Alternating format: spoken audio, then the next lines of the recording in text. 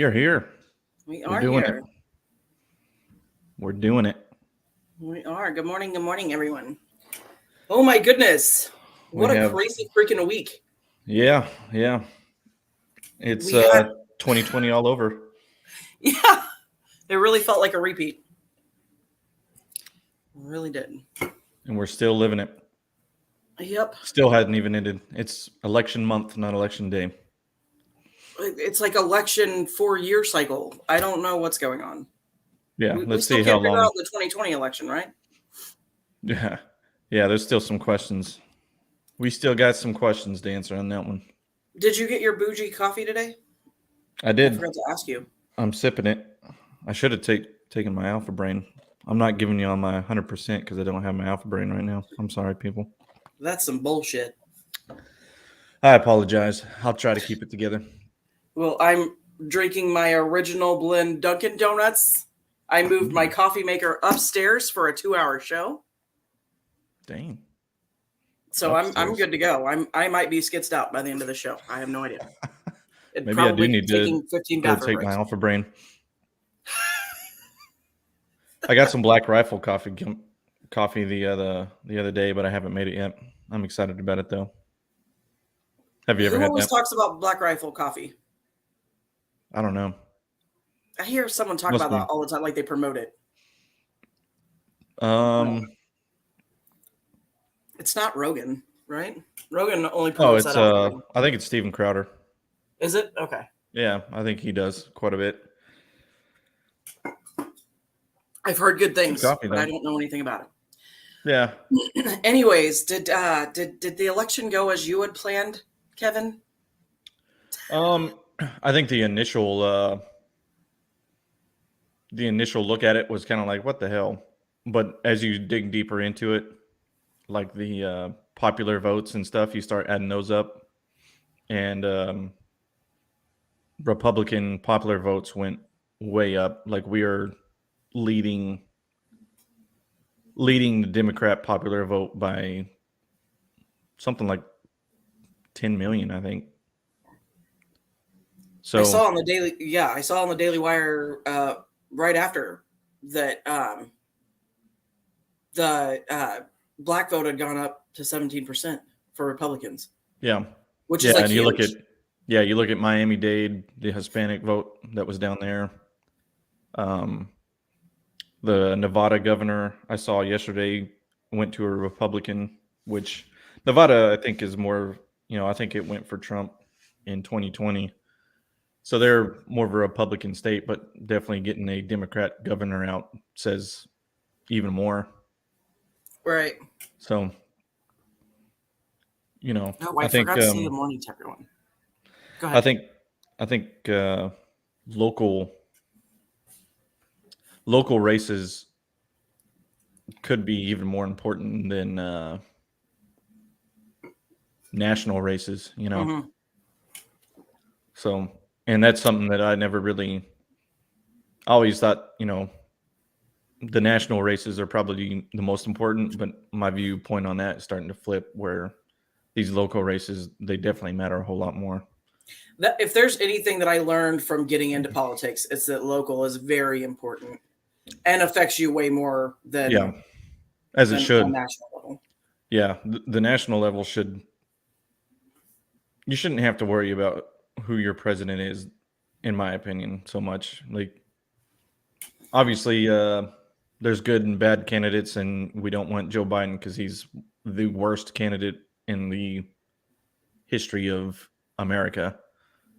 But the most entertaining.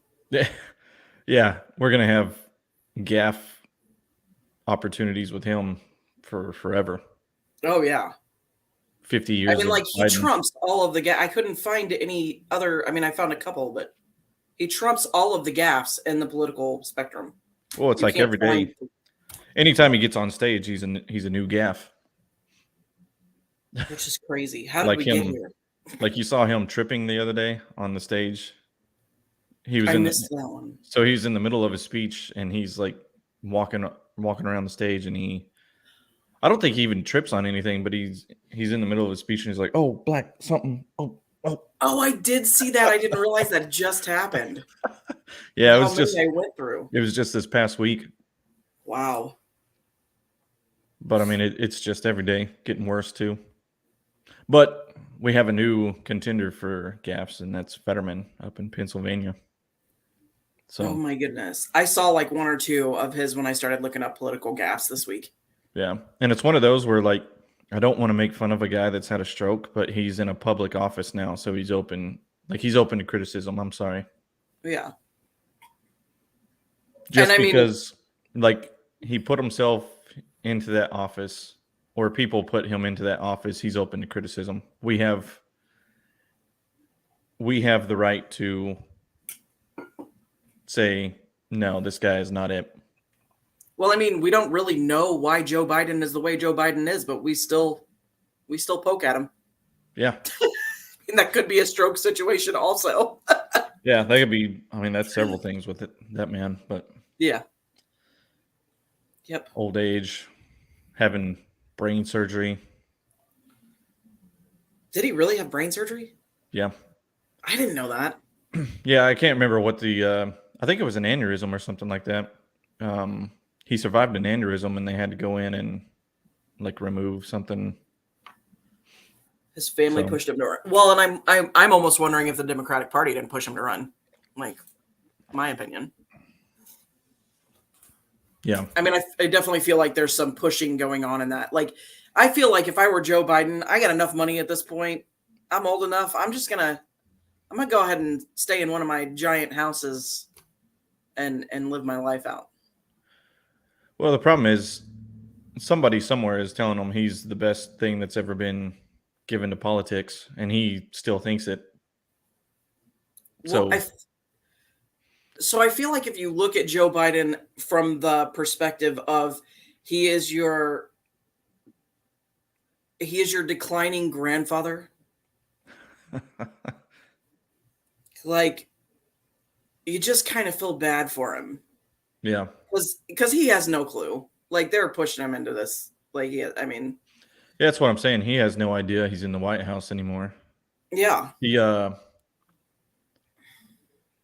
I don't know, because there's like different stages of dementia, I guess, or like different types of dementia, and some of them are like they can remember vividly 50 years ago or something like that, and some of them they can't remember your face, but they can remember vividly 50 years ago. Some dementia is like they can't remember if they had a chocolate donut for breakfast this morning. But Joe Biden, I don't know what's going on with him, but he doesn't seem to have anything together. I don't. Like yeah, if somebody were to do like the Forrest Gump thing and go on stage and like pull the plug on the projector and take his teleprompter away, like that would be that he would be have nothing. horrible. Like, we have to remember that this guy is like the face of the United States right now. yeah, Like as entertaining as it is it's such a mix, like a roller coaster of emotions when you're dealing with Joe Biden as your president, because like you don't know whether to feel bad, you don't know whether to hate the dude. Like it's hilarious, but at the same time, like if I were any other country right now and I were looking at us and our political leaders right now, I'd be laughing. yeah, It would be hysterical to me. yeah. I mean, I didn't watch in the comments they're talking about the Fetterman, and I didn't even watch all of the Oz and Fetterman debate because I knew what it would be. But just seeing the highlights of it and seeing Fetterman just stumble over everything. But like I was telling you, I think one of the problems is Pennsylvania had the early voting, so people had already put in their votes for Fetterman before they had even seen that debate. Yeah. And you have a bunch of uneducated voters up there that just said, okay, Democrat. Yep, that's my guy. And then on top of that, you've got a lot of union people, like we were talking about as well, that if the union boss says vote for this guy, you vote for that guy, and you don't go do your research. You just do what's good for the union, or I what know they this say one's is good for the union. I know this one that Katz just brought up is a big one for you. You were Yeah. just livid. Yeah. And that's part of what I was saying is you got a bunch of uneducated voters. Like how, and it's not even like the guy died like the day before or like a week before, like ballots had already been printed. The guy died a month before up in Pennsylvania. Yeah. They had a full month to let people know, hey, this guy, sorry, he's gone. Don't put his name on the ballot. Well, the same thing happened with Rick Perry here. Yeah. Like that cracked me up. People literally voted because someone wrote in Rick Perry. That was not the former governor of Texas, just Yeah. a random guy named Rick Perry, and Oh, that's everyone funny. voted for him because they thought it was Rick Perry. Yeah. You can't make this stuff Yeah. up, man. I mean, we have an awesome election idea, but our election systems are definitely lacking. Well, Especially in the 21st century where we have all the technology to make it better.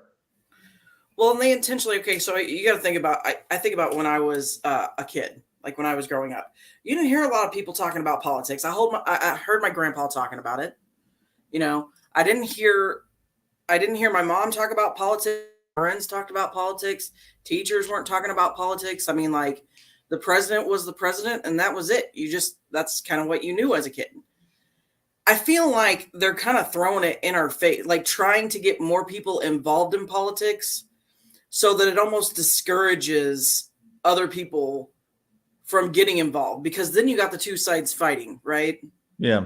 And then there's the people in the middle like, this is nuts. Both sides suck. Like, you know, and I feel like they partly do that on purpose to like keep people from wanting to invest time and research into looking into these politicians and really trying to justify their vote.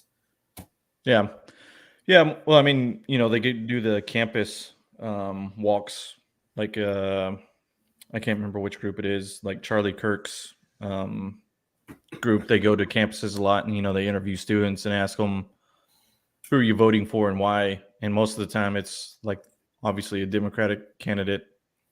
And they're like, well, and in this particular case, because I watched this one just the other day, they went to UT Austin and they're asking, who are you going to vote for? And they're like, oh, Beto. Why Beto?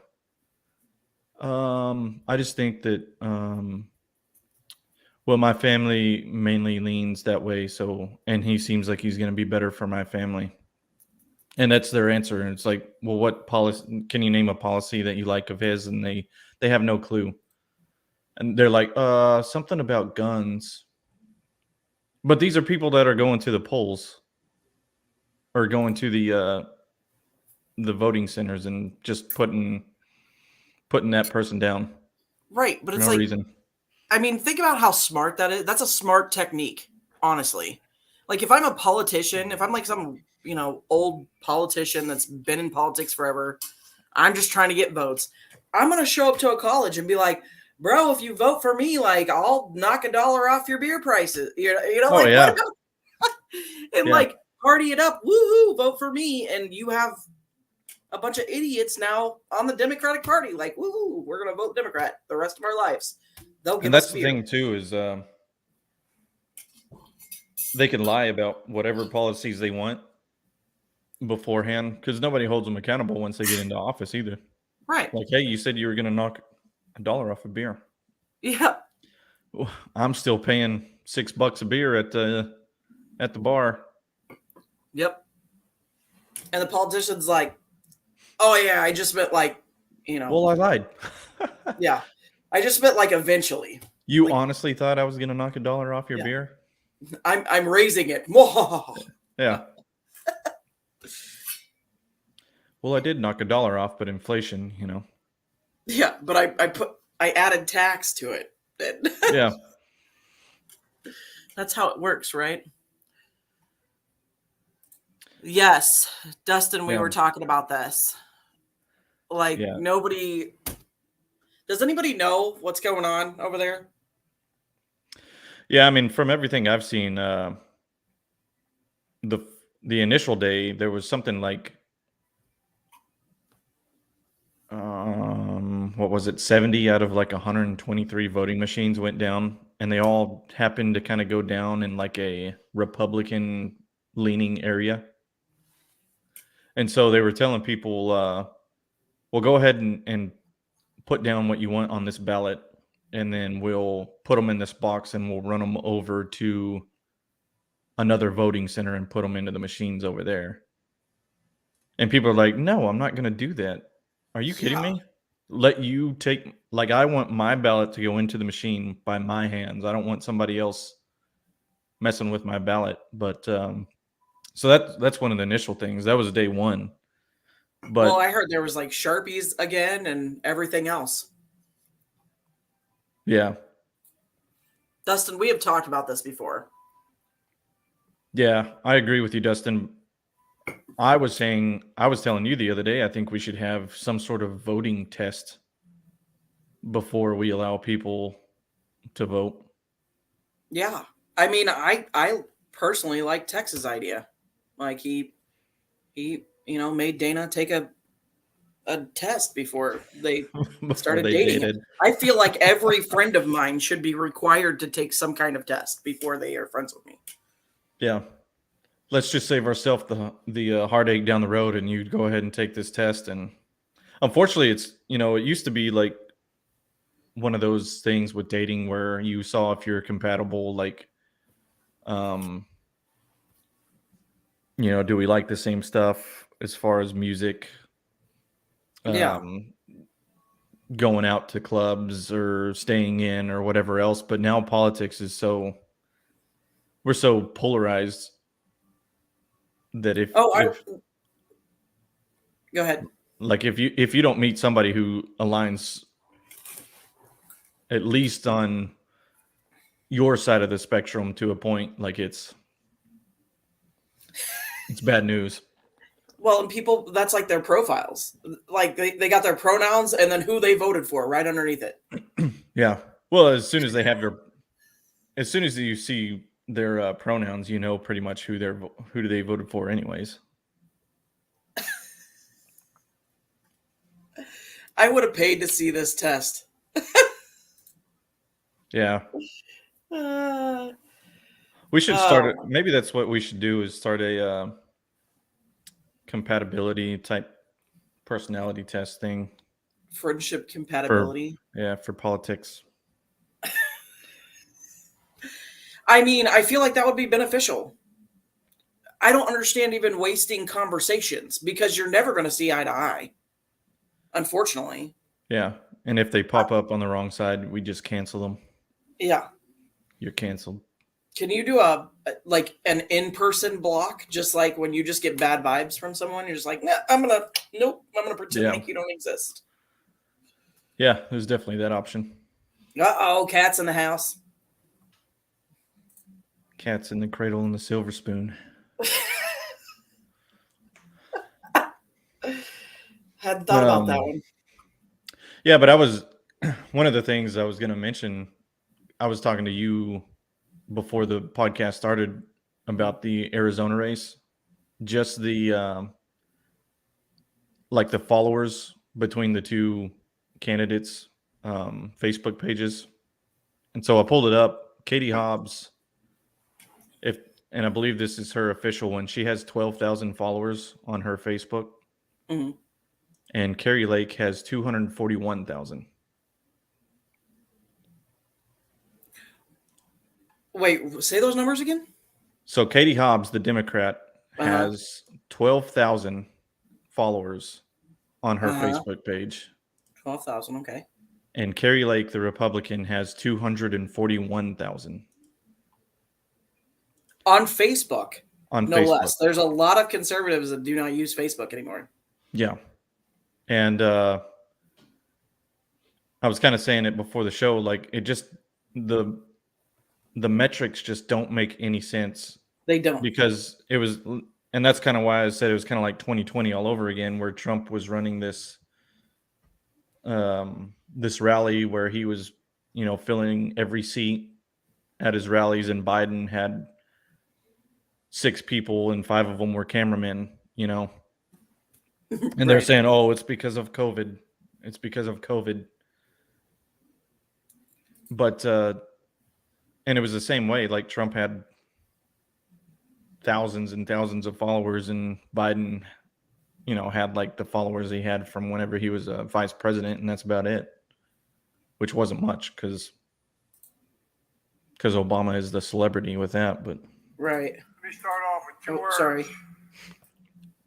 I was trying to pull something up.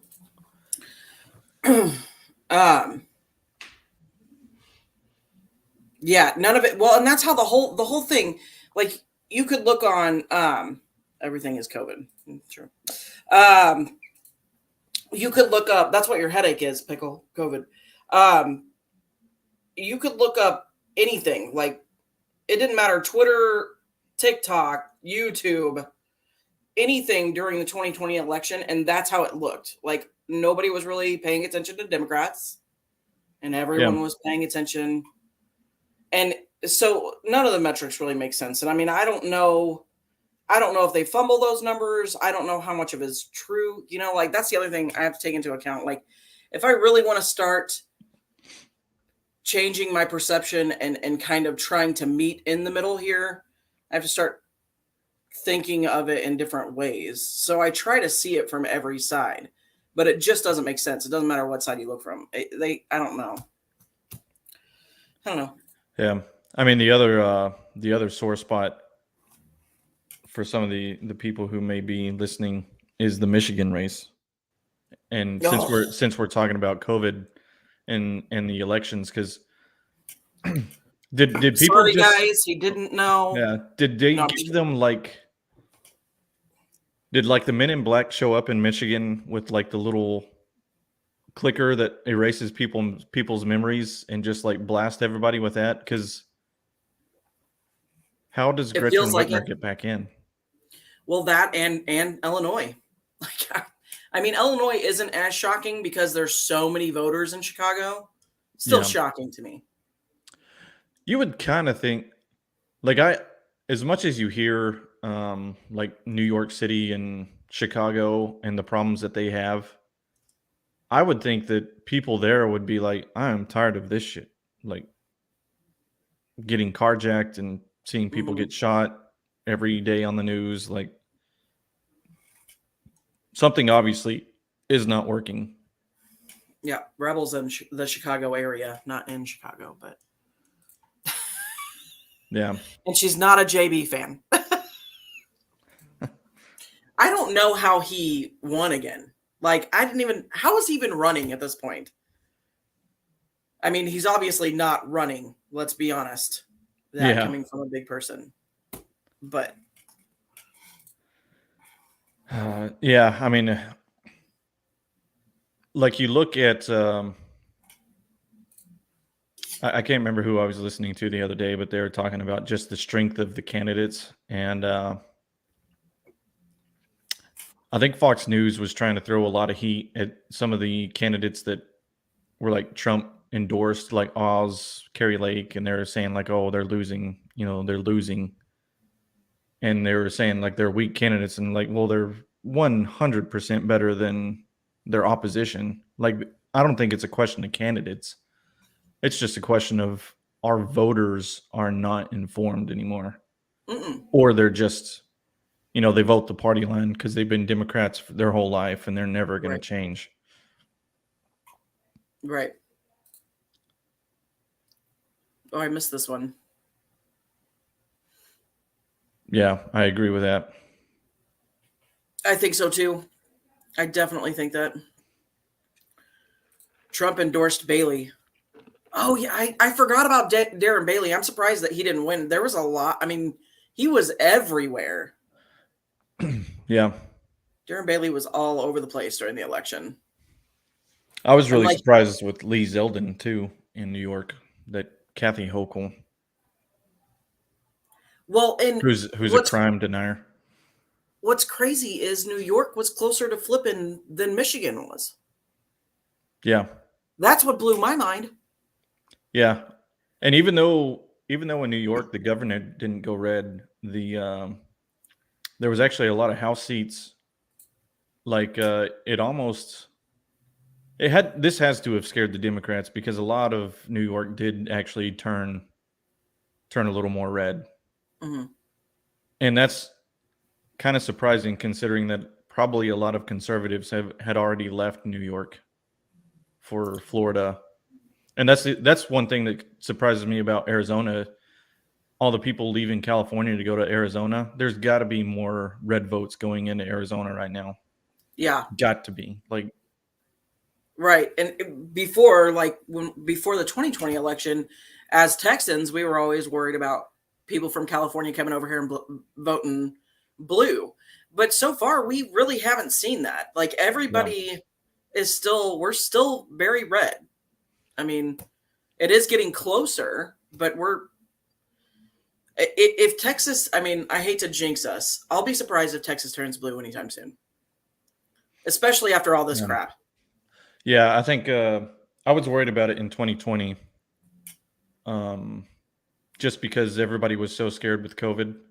Yep. And, they thought that it had been botched by Trump, and the media was saying, look how bad this administration has handled COVID. And then I think that now that everything is coming out after COVID, and then all of the Black Lives Matter stuff, like, a nuclear bomb went off in 2020 as far as politics go. And now that we're seeing all the fallout from it and seeing who actually dropped the bomb, a lot of people are going, okay, this wasn't Republicans that did this.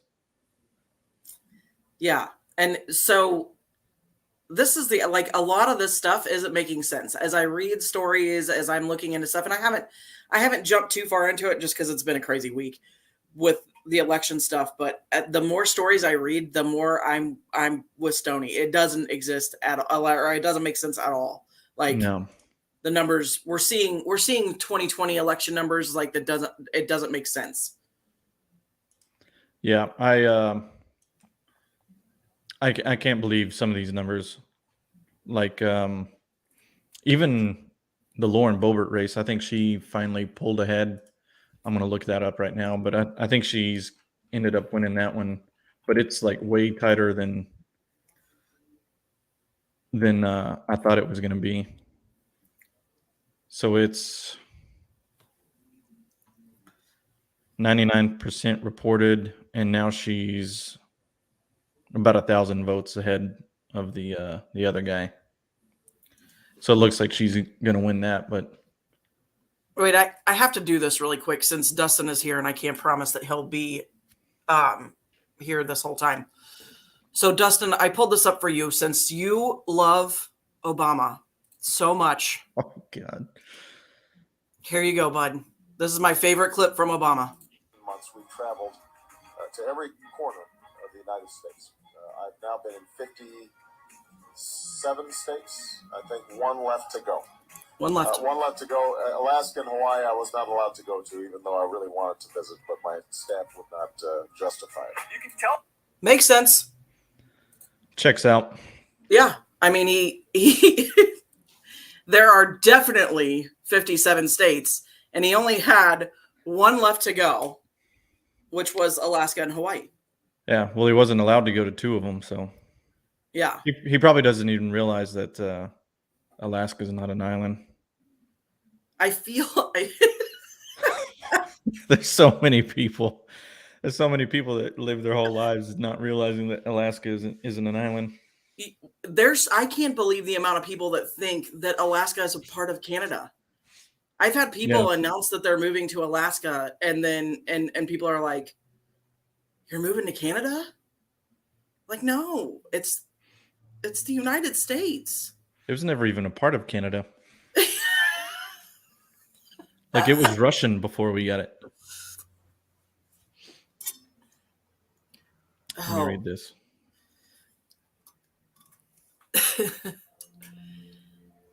So what's your take on you think abortion had a... I think a lot of younger voters made it an issue. I think the people that will vote Democrat no matter what, like that's the issue they wanted to run on anyways. But I feel like that's what the whole Democrat Party ran on, was the abortion part, Yeah. and that was it. And to me, like, there's, you and I have talked about like how we view abortion, and we both agree like it shouldn't be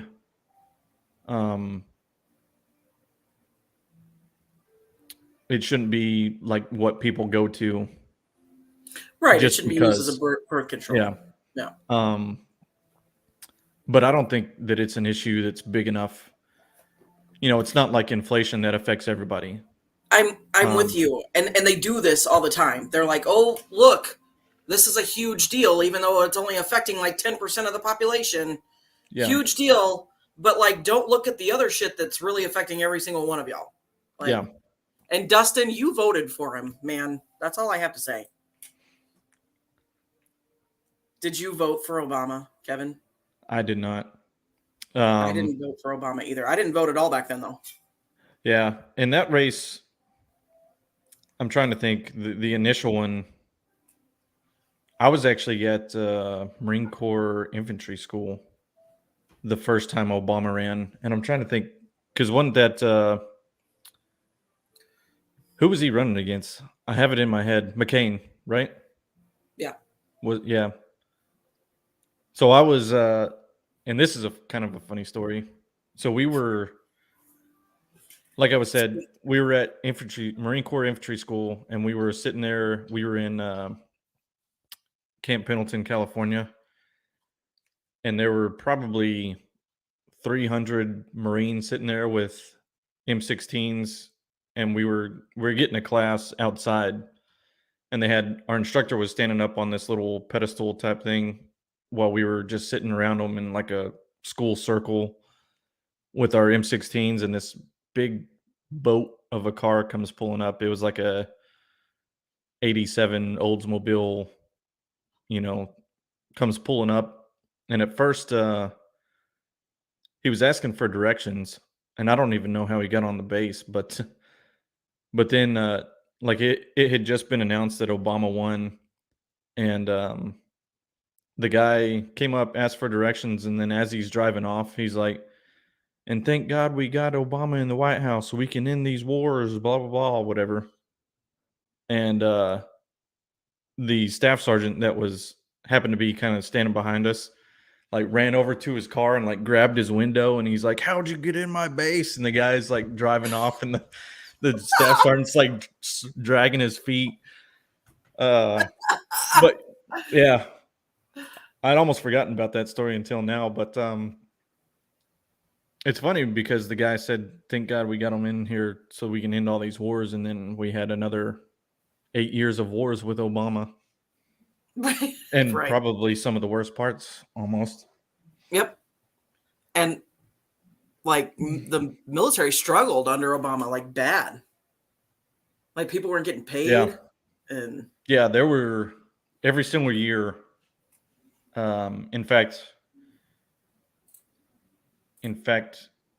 2 years after that, while I was deployed, it was whenever Congress shut down, and we didn't get paid for almost a month.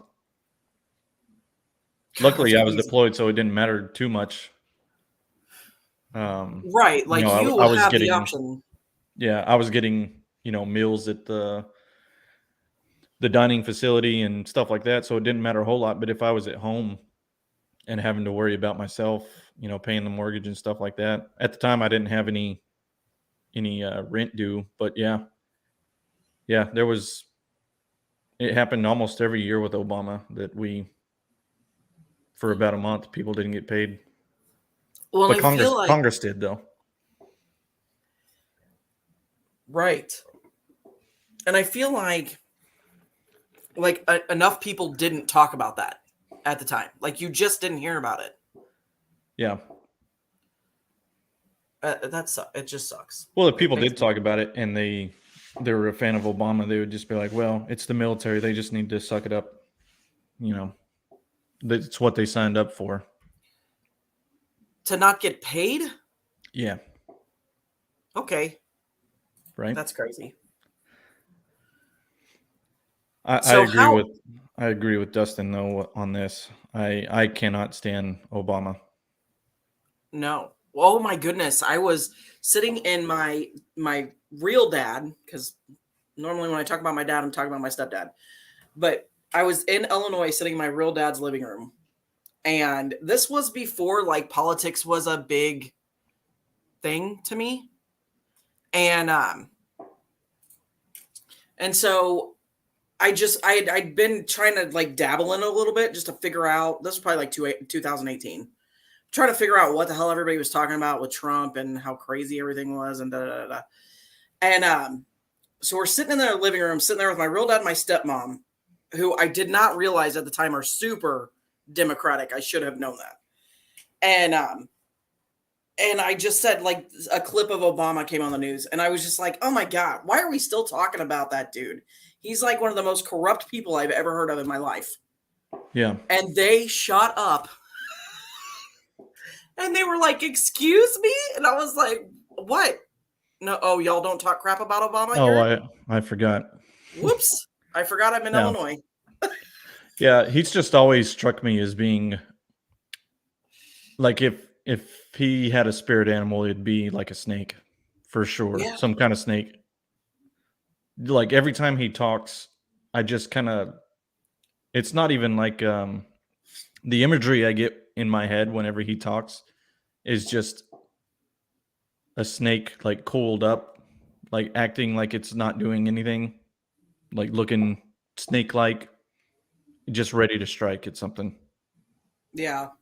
And he has people fooled, like snake people who think that snakes are got personalities and oh, they're so pretty. And I'm like, that thing wants to kill you. That thing does not care about you whatsoever. Right. If that thing could eat you right now, it would. Yeah, it's not trying to make friends with you. Yeah. And that's kind of what he's done to the Democrat voters. Like that's one thing that I listen to a lot of Joe Rogan, but Joe Rogan thinks like Obama was like the best politician ever. And I'm like, he was an asshole. Yeah. He was the biggest asshole ever. Yep. I privately have arguments with Joe Rogan when he talks about Obama. Yeah. But one of the reasons why I listen to Joe Rogan is he does listen to the other side, at least though. I'll give him that. Yep. He's open-minded about pretty much anything. Yeah. But whenever he starts going off on Obama and how he was just this eloquent, he's like, he's what I pictured a president being. And I'm like, he's not at all what I wanted in the White House. Mm-mm. Like he's the guy who, he may speak eloquently in front of a crowd, but then once the door closes and he's behind closed doors, Well, I feel like you saw that in his speeches. Like I don't know if they changed speechwriters from when Obama ran, from when he was just president, but like when he was running, his speeches were on point, man. Mhm. That dude delivered some good speeches. But Yeah. really through his his presidency, he didn't really, I mean, like his speeches were not like profound or anything. No. I mean, he said that he'd been to all 57 states. Yeah. Yeah, I don't know. Even his delivery, like, I've never been fooled by it. Mm-mm. Like his delivery just, he may be able to get his words out way better than Biden or, some of the others. But at the same time, that a lot of what he's saying is a lie. Yeah. If you're up to date on stuff. So.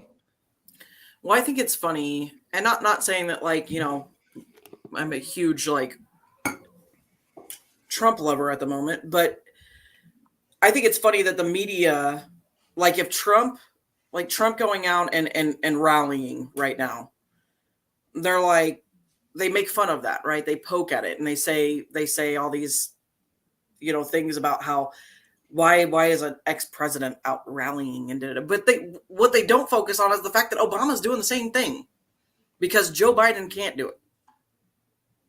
Yeah. So, but we're not saying anything about that.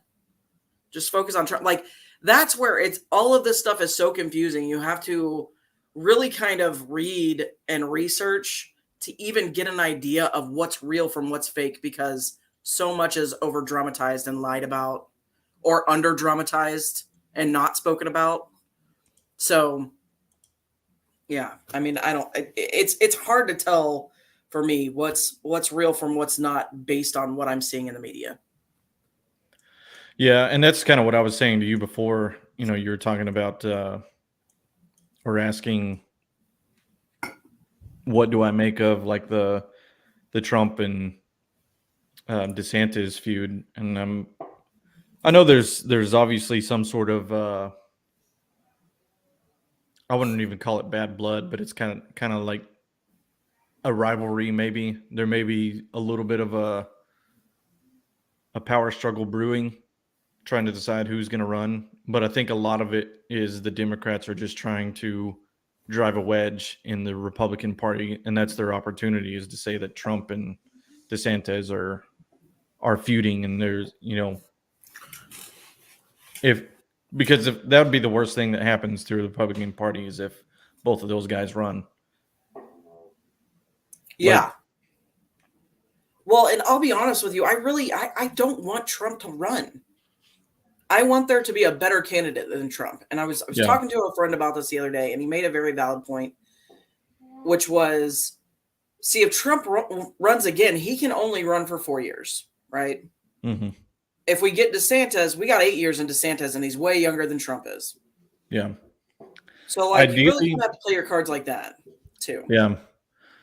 Yeah, I mean, there's that, but at the same time, if it was a Trump DeSantis ticket, like if it was a Trump president, DeSantis vice president, you would get 12 years, because then you could have Trump, DeSantis. Oh, Kevin, you're a smart one. But the problem is, I think those two would just butt heads. I do too. Well, they're already starting to, and I don't know if that's just the media or what, but they're already starting to. I didn't even read this. What does this say? It was just long, and I threw it up here. Yeah. Yeah. Unfortunately, I think you may be a little bit too right on that, Dustin. Yeah. Well, and we talked about this. So your take on all this drama with Trump treating Melania like crap and everything that, it's even on Fox News and all this stuff. Like, okay, share your take on that. I mean, I know you have a little bit, but like, yeah. I mean, I think it's again a lot of media spin. I haven't looked too much into it, just because I've been more involved with, or more interested in what's going on with the election races. But I don't know. I guess we'll see with in 3 days, whenever he makes his big announcement, which I'm sure it's going to be that he's going to run. But I kind of hope it's not, but it is what it is. So when we talked about this off air, I agree with you. I agree with you that there's bigger things to focus on, and that a lot of this stuff with Trump is just them trying to take the focus and put it where it doesn't belong instead of on what it needs to be on. But I like what you said, though, because you were like, okay, even if he is a narcissistic piece of crap, we voted for him when we knew that before, right? Yeah, like everybody knew exactly who he was. He was the narcissistic asshole that says whatever is on his mind, and that's one of the reasons why we voted for him. And like Dustin said earlier, in 2016, that's what made the left so pissed off, is that this guy got into office who they didn't think had a chance. Like, they thought Hillary already had her bags packed and was headed to the White House, and then election night happened, and they were like, what do you mean Trump got elected? There's no way. Well, yeah. And I mean, I think I still can't explain the 2020 or the 2016 election. I can't, like, in my opinion, and I've talked to a few friends about this, especially during this week because of election week, but I don't think there's been like completely fair elections for a long time.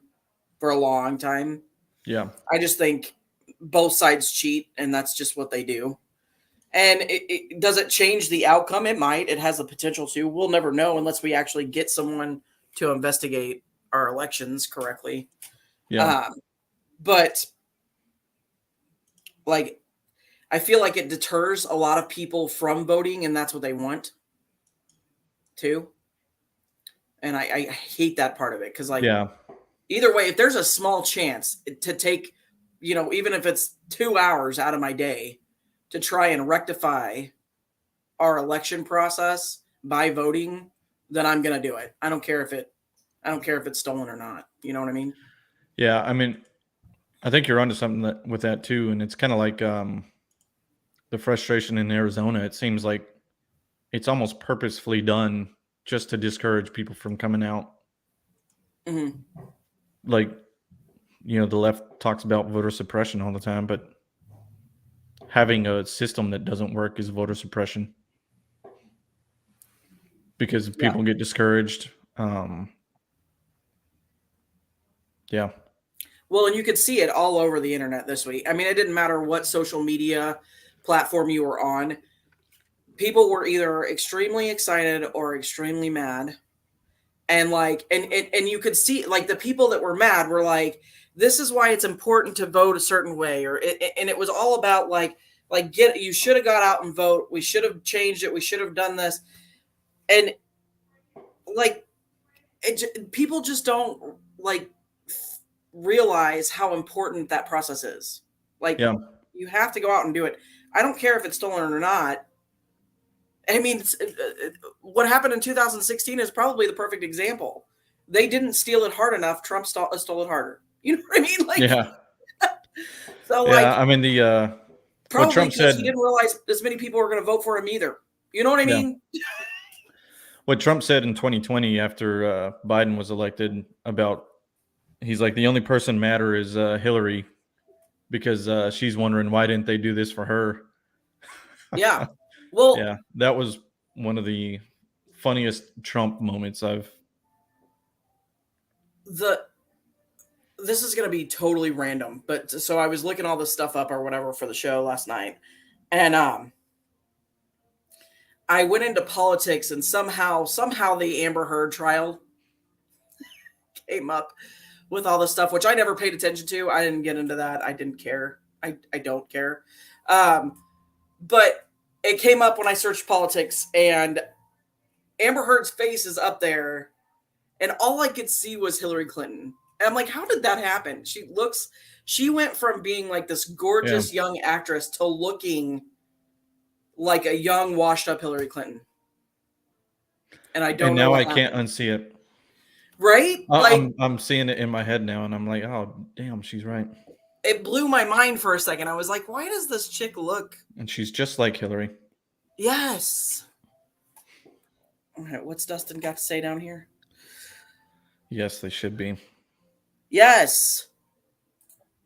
Yeah, like, we need to dumb down our elections big time. Oh, speaking of which, when I was waiting in line, you were talking about how like the machines were acting up and in certain areas. When I was waiting in line to vote on election day, they toted one of the machines out. like it was having an issue. He unplugged the entire thing and wheeled it out. And I was like, and actually, as he passed me, I made a joke and I was like, sir, I don't think you're supposed to take those with you when you leave. And he just like kind of smirked at me and like kept walking. And I was like, oh, this is like official fucking business. All right. Huh. So I don't know what was going on there. Maybe there was some fraud. I do live in a red county, so yeah, you never know. Yeah, it shouldn't be that hard. Like, I've seen high school class president elections run smoother than what we got, And there's It's no really sad. technology, like there's no resources for that. It's just drop the guy's name in a hat that you want for the president, and then we're gonna count them. Yeah.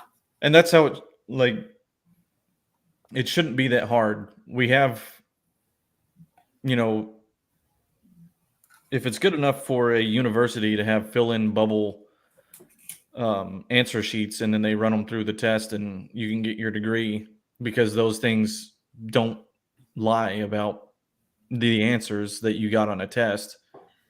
I feel like that's how they voted back in the day, though. Yeah. Like, I remember when I was in like second grade and we did like a presidential election in our school, like our whole school participated. And like we all got the chance to go into a voting booth and pretend to vote. Yeah. Fill in the bubble. We filled out bubbles. Why are we not just doing that anymore? Like, why does technology have to be involved? Because somebody's getting a kickback from it. I just feel like it wastes a lot of time and money and efforts, and it's very easy to tap into and cheat. And my cousin runs a voting machine company. We need to use his voting machines. Yeah. Well, and all that's tied together too. I won't get into all that because I'm not gonna. We know that just in Tarrant County. Yeah, and the other thing I don't think we mentioned yet was that I think Katie Hobbs. I don't know the exact relation that she has to the election process, but I know she is somewhere in the election process in Arizona, and she is. There's a conflict of interest there because she's the one running, and she has something to do with the election process, which is bizarre. Yeah, that's like huge conflict of interest in my opinion, and should be completely against the law. Like, yeah, like that's if there's ever a red flag in Arizona, that's definitely one of them. Yeah. Oh my. Dude, what's going on in Vegas? Sorry, I just pulled up some stuff and I was like, there's some craziness going on in Vegas also, apparently. Yeah, I agree with Justin right here.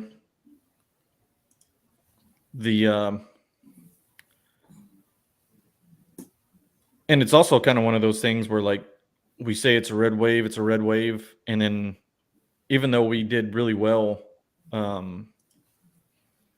in this election as far as like popular votes go, and we flipped some House seats and even a couple governors, the Democrats are still spiking the football because it's not as big of a red wave as people said it would be. Right. And but Dan Bongino was talking about it, and he kind of explained it like it's kind of like a boxer, before a fight shows up and says, I'm going to knock him out in the first round. Mm-hmm.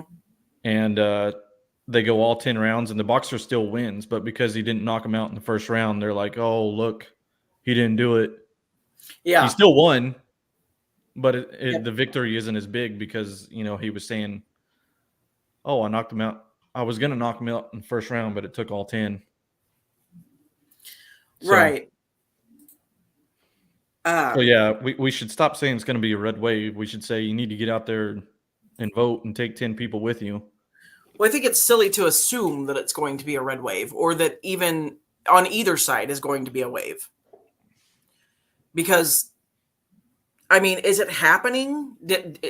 Is the craziness of politics right now working for the Republicans? I think so. It shows in the numbers. Yeah, but it's definitely turning.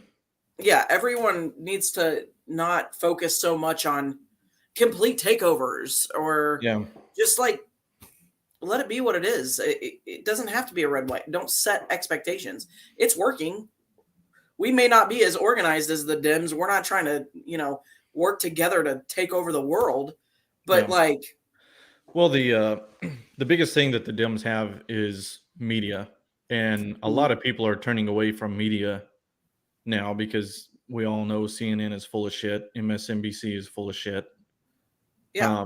So their propaganda wing is slowly dying out, and people are going to alternative media, more independent type media types that they don't have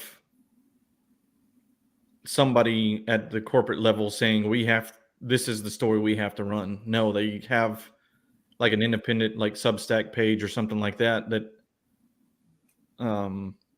they get to put the truth on there. Right. So like Well, CNN Plus died in 12 days or something like that. Did it really? That was a funny clip. Like if you want to pull something up, it's Carrie Lake, the Arizona governor candidate.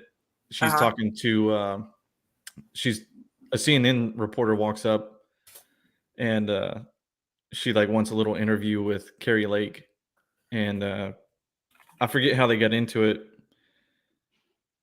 But anyway, she says she's from CNN, and she's like, "Oh, how is CNN Plus doing?" Oh, that's right. Y'all went away in like 12 days.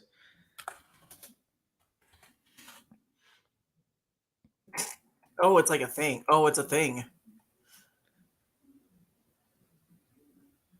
Dude, that's 5 minutes long. I don't want to play 5 minutes worth of. Yeah, it should only be about 30 seconds where she's actually talking to that CNN reporter. But yeah, Dustin, you're completely right. Yeah. Your YouTube ads. Get out of here with that shit. We should win big. We should win big if everybody so this is what kind of sucks is I've got a buddy from high school that was running for a state house seat in Colorado. Mm-hmm. And he was going against an incumbent Democrat who like I don't know how long she's been in office, but she was she runs like a nonprofit, does some charity work, stuff like that. So she's got like I think she's got like, a business, or not a business, a master's in some sort of not useful degree type thing, but it's a master's, so whatever. And so he was trying to flip this seat for the state house in Colorado, and I think only 30% of registered voters actually showed up in the district that he was going to try to represent. 30%? Yeah. That is sad. Yeah. That is not good. Whoa. That's terrifying, actually. Yeah, so it makes you wonder what the other 30, what is the majority of the 70% that didn't show up? Like, is it people who are hardworking and didn't? Yeah. Because that's always been one of the biggest issues for Republicans is we go to work. We got time for all this stuff. Yeah, like, fuck, I got to go stand in line. Like, I can't miss work. Yeah. Well, and now it's like, we were talking about this on election day. There's so much misinformation and we've been talking about it this whole time. I'm not going to bring it right back up, but there's so much of that going on that I don't even know where to go to get information to be able, I don't even know how people that are like that are just now getting into politics. I don't know that I would know what to believe at this point. You know what I mean? Where do they get their information from, and how do you tell them? Yeah. Yeah. It probably is, Dustin. What? Oh.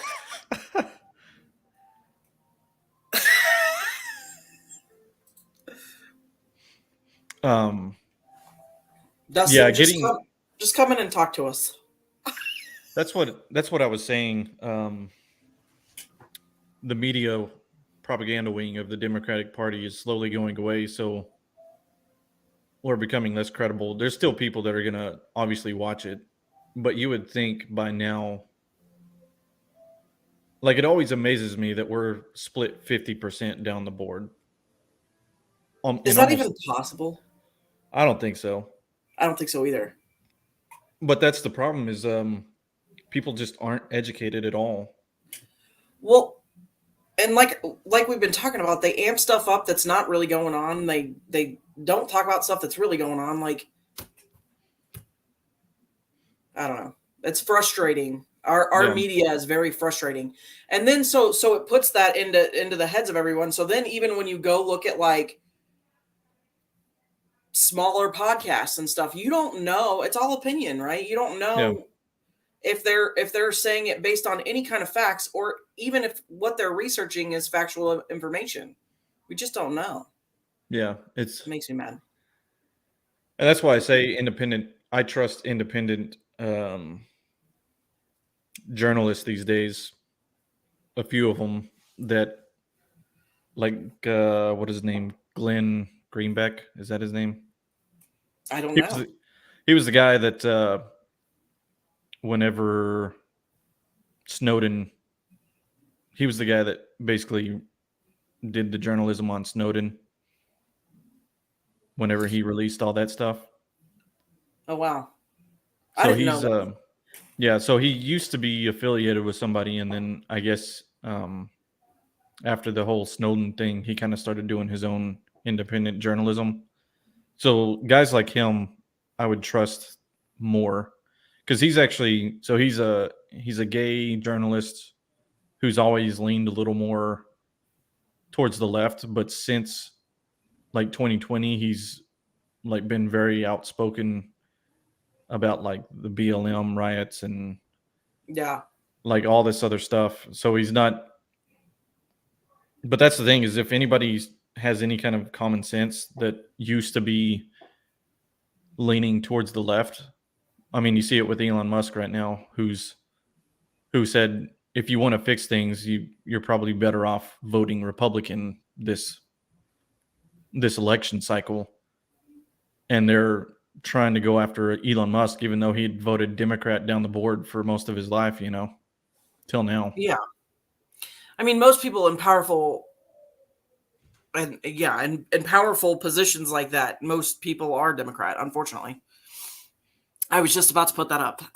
Yeah. Yeah, the indoctrination centers are definitely a real thing. Well, And that's why I was saying them going to colleges and doing their interviews and asking who you're voting for. Like, if the kids were telling the truth, they'd just say, "Oh, my professor said to vote for them."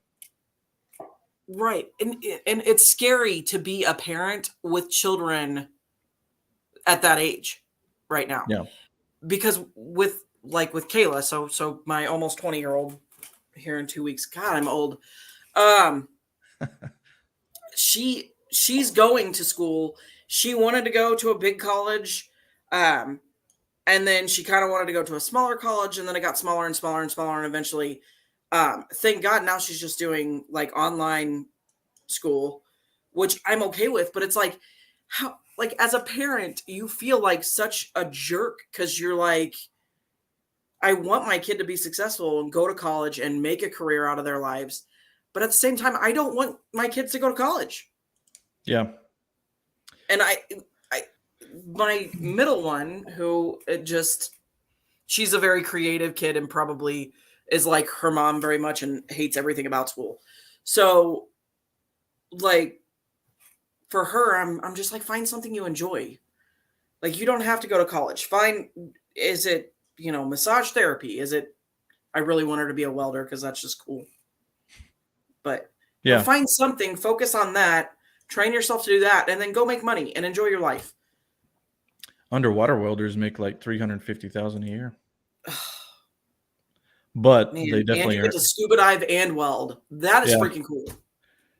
Yeah, unless something goes wrong. So they definitely earn that $350,000 a year. But Yeah. I mean, you're hitting the nail on the head. Like, there are other things you can do rather than go spend a whole bunch of money at the indoctrination center to vote Democrat the rest of your life. And I feel like more and more people are okay that kids are doing that.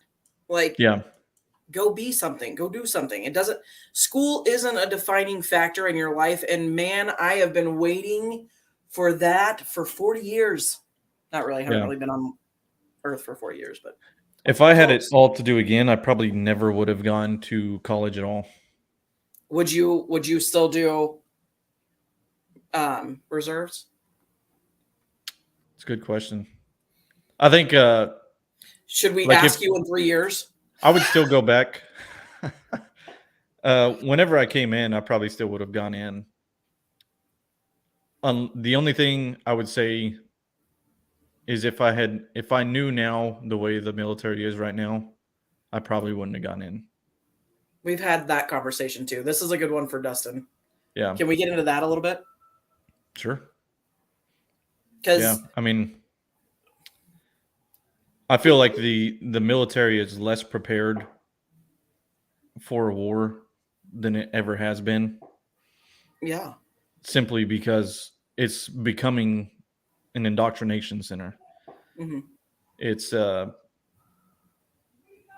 there are less combat ready troops than ever because our focus has gone somewhere else. Corey just came in and busted down the door. What are you doing, child? Oh, you're joining. Okay, hi, hello. Okay, Yeah, that's sad. I feel for there. Show your cat costume. Hi, say hi. Okay, now go play. Sorry. I feel for any kids that are going to college that have any kind of morals and ethics. Yep. Like I said, it's scary as a parent, and then oh, let's go back to the military because I really want to talk about that. I could go off about being a parent with a kid in college forever. Hey. Well, all the way down. So we talked about this. It's just a scary time, like with Veterans Day and the Marine Corps birthday. We talked about the military a little bit this week. And I love and respect the military like so much. But what it's become and letting politics get involved and the indoctrination that's going on, it's a scary time for our military. Yeah. And it's a scary time for civilians to have a military like that going. Yeah. Like that's what's protecting us. And it's based more on politics and who's in the pockets of who's that is making the decisions for our military. And that's scary. Yeah. So the first thing that kind of changed, it was like major while I was in the military was like the don't ask, don't tell policy. And a lot of people didn't really have an issue with it. Like we all knew there's probably gays and lesbians in the military anyways. Mhm. We know they're here. We don't care if they're here or not, as long as they can do their job. Right. And really the standards had not changed at that point. Like you still had, men still have to do X amount of pull-ups or push-ups, X amount of sit-ups. They still got to run their 2 mile or 3 mile in X amount of time. So whenever that got repealed, nothing really changed in the military at that point, but it was kind of like the rock that started at the top of the hill that they kind of pushed, and then it started rolling. And the next one was trying to get women into combat roles. And so they started doing all these kind of tests where they had, they were putting women into Ranger school for the Army and putting women through infantry school for the Marine Corps. And they would start these. Yeah, I think the first all women class for infantry school, I think they started with like 30 women and none of them graduated, which is a small sample size, but it's kind of a good indicator that, hey, this may not be what we think it's going to be, or what we hope it's going to be. And, Right. And like, I'm not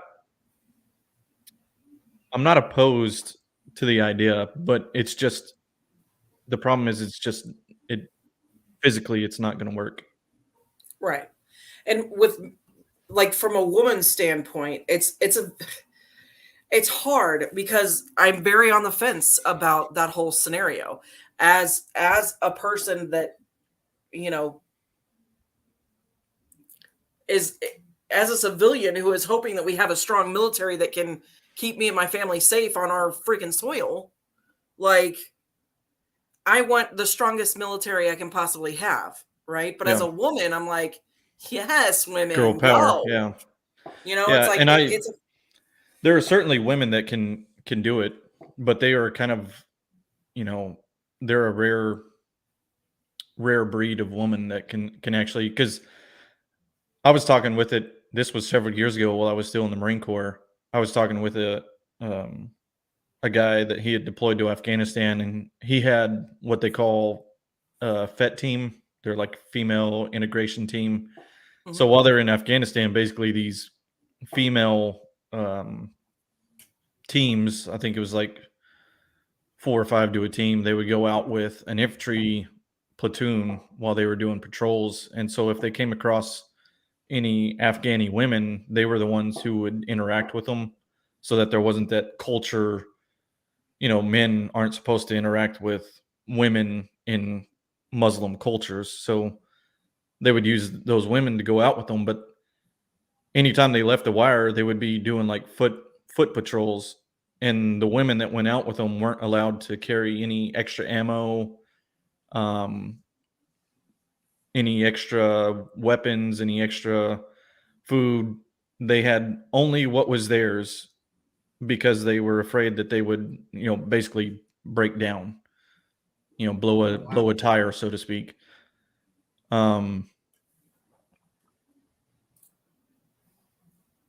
Yeah. I've always been the type, to comment on what Dustin is saying. I've always been the type, like whenever I was younger, I was like, I'm not going to be the guy who uses the VA system. And as I've gotten older and like my body has started to break down more, and I've realized just the wear and tear that the military has put on it, I've started to realize like I may not have been one of the people who got like seriously injured, but the military has definitely taken its toll on my body. So, well, it has to. That's a long time, and Dustin can attest to it. That's a long time to just volunteer your body to do things like that. Yeah. I'm at the point now where I have spent more time in the military.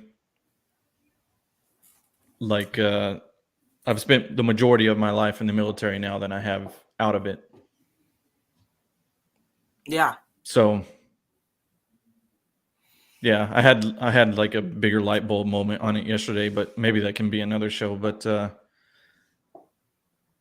yeah, the women in the military thing, like obviously there's a place for women in the military, but in combat roles, I don't think it's going to work. But what I was saying with this guy that was in Afghanistan, basically he was like, men aren't even made for combat. Like combat is tough. Mm-hmm. I mean, not that I would know, but I could imagine. Like you're doing stuff on adrenaline that you don't even realize is going to hurt until after a firefight. Running around with a pack on your back, getting shot at. And, you're doing this day in, day out. And then, maybe after the firefight is over, you realize that you sprained your ankle running from cover to cover with an 80-pound pack on your back or something like that, But yeah. So that was kind of the next one. So first it was Don't Ask, Don't Tell getting repealed. Then it was we're going to get women into combat roles. And then now it's the transgender thing. Like now we're going to allow for transgenders. And this one is like changing the force completely. Yeah. Which it's like to say nobody's trying to be like, transphobic or whatever anybody wants to say. Like, you do you. I don't care. Yeah. I don't care. Just don't. Like, I don't feel like everyday life for everyone else should have to change so that you can be who you want to be. Just be who you want to be. Yeah. Like, nobody changes for me. I wish they would. They don't. So why do I have to change for everybody else? And that's just on a general spectrum. It's not, that doesn't have to do with military or LGBT or anything like that. Yeah, I mean, it's the same argument across the board from allowing it in schools, allowing it in women's sports, allowing it in the military. Like one of the big things that we got trained on, we basically got a talking to saying you will accept this and you won't, or else your career is going to end.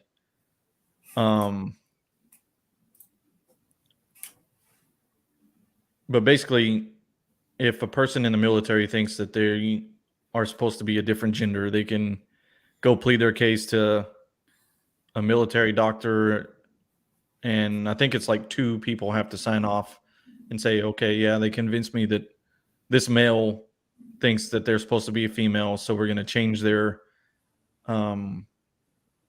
what they are coded as in basically the big system that has all your information in it that says whether you're a male or female. And once they get that changed, even if they haven't had any kind of hormone therapy or surgery or anything, once it's changed, they start using the facilities of the other gender. So you could have a complete male. The only thing that makes him female is what's in his head saying, I'm supposed to be a female. And now all of a sudden he's using the showers and barracks and bathrooms of females. Well, what about the females? Don't they get a say? Yeah. Like, I don't want a guy in my shower. For women, that's scary. And there's been schools. I mean, I was just talking about, this was, I don't even remember. It was a couple of weeks ago, but it wasn't that long ago that this happened in a high school where a 14-year-old guy identified as a girl and started using the girls' restroom. This is 14-year-olds. Yeah. And ended up raping one of the girls in the stalls. Sick. So, like, I mean. And then you have the guy, there was a convicted killer that he convinced people that he was a female. So he went to the female prison, and now he's a male, like 100% male, and killer in a female prison that I think he's raped a couple of the women in there. That's insane. Yeah. Oh, and what? And you can't even wear a beard. Yeah. That's the other. Like, all I've wanted my whole military career is just to have a beard. Like, I've passed every PT test. I've passed every rifle test. I've showed up whenever I'm supposed to. I've been in the right uniform. I'm usually early. Like, I've done everything you're supposed to do as a Marine, as a soldier, now that I've switched over. I've done everything I'm supposed to do, and all I've asked for is just a beard, because shaving this is horrible. But they're like, well, best we can do is let males who want to be females do that. But you can't have a beard. You can't have a natural beard, but we can let them shower together. Do that. Sure. Yeah. But that's what I'm saying is it doesn't make sense. We can't make simple decisions that are like, yeah, that makes sense. Let them grow beards, because the only reason we can't grow beards is because gas attack, like I was telling you before. But we never carry a gas mask anyways. So why can't I grow a beard here? The only time I've carried a gas mask is like in another country, whenever there was an actual threat. And there I'm like, okay, yeah, I'll shave. I get it. But here I'm like, there's no reason for me to shave. Well, it's probably hot as hell there too. Yeah. Which I don't mind it. I'll still have a beard even if it's hot. I feel naked without my beard. I tried to go SF. Oh, look at Dustin rubbing it in. That was a whole other story. What? That's the whole reason I went into the Army. I was trying to go Green Beret, but there's a lot of red tape that coming from the Marine Corps, since I was already an E5 promoted. They wouldn't send me as a straight contract to SF school, basically. Oh, wow. Yeah. Dustin, you would come in and rub that in. We could wear beards. Yeah. That's not the point. Yeah, I think they're actually taking a look at it, at that policy, maybe in the next 6 months or so. But the only people I know that have it are people who have a shave profile. Basically, it's a medical doctor says, like, yeah, your skin gets tore up whenever you shave. And so, like, you get a bunch of bumps and stuff. So I need to go get a VA doctor to look at it because, like, my neck is tore up. I don't know if you can tell right now, but Yeah, you can't see it on here. It just looks like a Yeah. 5 o'clock shadow. but yeah, it's tore up because I had to shave 3 days in a row for this past weekend. But Holy crap! You have to shave that? Like, you can't just like shave one day and go for the weekend and be good. no, I got to shave every day with this thing. Some people can get away with that. Dang. Some people they could go 2 weeks without shaving and nobody's the wiser. But for me, I call it my 2 o'clock shadow. So By 2 o'clock, it's already there. yeah, it almost never fails. Somebody who's like, "Did you shave today?" See, Dustin's on board. Yeah. The only time I've worn my gas mask is for false alarms and for the actual gas chamber. I would love to just have a show where you like could speak about all of it. Like, I just want you to be able to go Yeah. off. Well, Dustin probably has a lot to add to this. We'll bring him in too. We'll just have a Yeah. whole show where you guys get to just. I'm just gonna sit back and drink my coffee. Be like, Yeah. The military is great at the lower level, but but I bet you like the guys- brotherhood and camaraderie is great, but the stupidity is definitely. But like with like one of the other issues I have, one of the other things that I think should get repealed is like for some reason the Army is big on having either completely black or completely white socks while you're doing physical training PT. do you even So see you yourself? you could literally have like a neon yellow shoe, but if you don't have a white or a black sock on that has no logos on it, they're like, you're out of regs there, Joe. You need to go change That's weird. your socks. Your And it socks used to be offend like me. you couldn't have like ankle socks. They had to be like above the ankle to a certain extent. I'd be screwed. Yeah. I hate socks. Yeah. So it's like a lot of states still have that one dumb law that's still on the books. Like the military still has those. There's a lot of dumb laws for Texas. Have you looked that up? Yeah. We could do a whole show on that. Yeah, I could probably. talk for days. That's what I'm saying. We need to do. Done deal. We're bringing Dustin on the show. You guys are just going to have it out one day. I Yeah. bet there's millions of stories, especially yeah. from Dustin. But like, you've done enough tours. There's stories. Yeah, I I just mean, want to know the funny ones, though. yeah, I guess if you spend more than 4 years in the military, you probably have plenty to. And even if you've spent just 4 years in the military and you've done a couple deployments, you've seen some stupidity I mean, on another yeah, level. I feel like we should just title the show "Military Lives: Dumb Ways to Die," and we'll just play that song.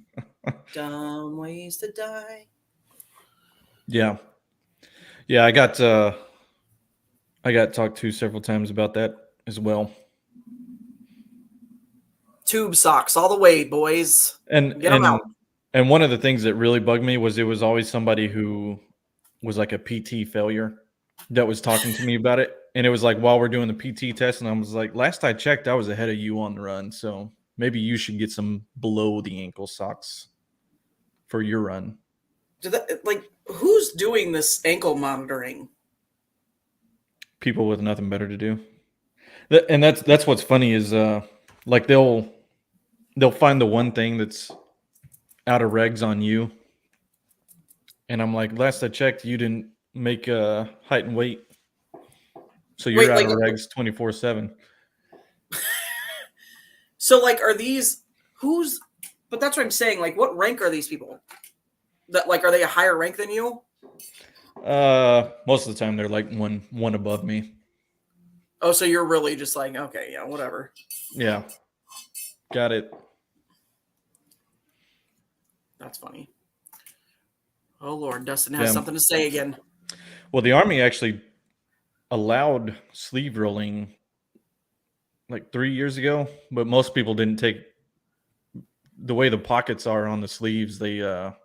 Most people didn't take it up just because it was not easy to roll. Did But they? yeah, Did they change the pockets right before they changed the rule? Because that's what I would. That's my parenting skills. I'd been like, sure, you can roll your sleeves. Let me just add some pockets here. no, I mean it was still the same uniform, but the way like the Marine Corps has like no patches or the way their sleeves are, it's just easier to roll them. But with the Army, you still have to have the patches on your sleeves, even if you've got them rolled. So it just becomes a big, messed up bundle of material, and it looks like crap. It's not like the Marine Corps where they're like whenever you see the Marines with rolled sleeves, it looks like real tight and uniform. But if the Army rolls their sleeves, like I said, it's just a big messed up bundle of material. Oh, that's funny. What is this? But yeah, that's a high score on. So 300 on the APFT is the max score for 3 events. So you basically get 100 points per event. So he never scored less than 90 on an event. So what he's trying to say is that he's a badass. Is that? Yeah, that's what he's saying. Do you like? See, I'm telling you, we just need to bring him on and stroke his ego for a little bit, and then he'll calm down for a little bit.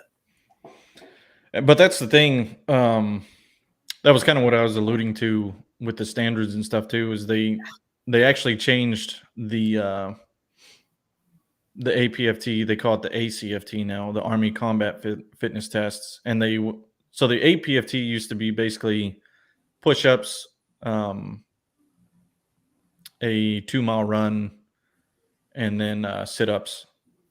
So you had 2 minutes to do the push-ups, 2 minutes to do sit-ups, as many as you can. And the passing standard was relatively low, in my opinion. Like it was pretty easy to at least pass. To get a high score like a 280 or higher, that is actually challenging, but it's doable for sure, obviously. But so anyways, they changed it. Hey, let Dustin have his moment. I mean, 280 is a good score. I'm not taking anything away from that. That's what I'm saying is it's difficult to do it, but it's doable. Like most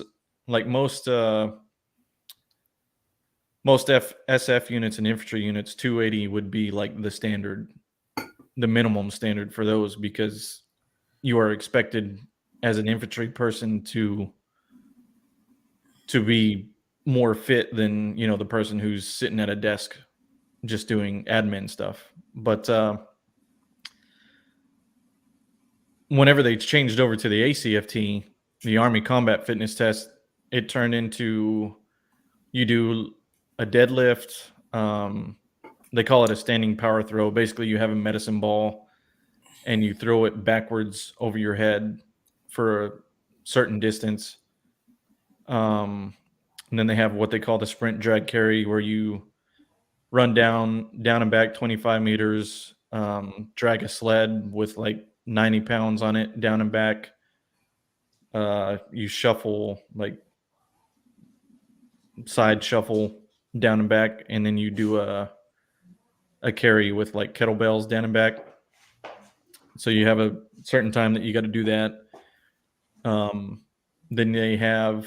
it was going to be, they called it the leg tuck, where you hang from a pull-up bar and then you have to basically bring your knees up and touch your elbows with your knees, and it was kind of silly. You only had to do one to pass. But believe it or not, it was enough people that couldn't do the one leg tuck that they took it out and turned it into a plank. So everybody just does a plank now. And then they still have the 2-mile run.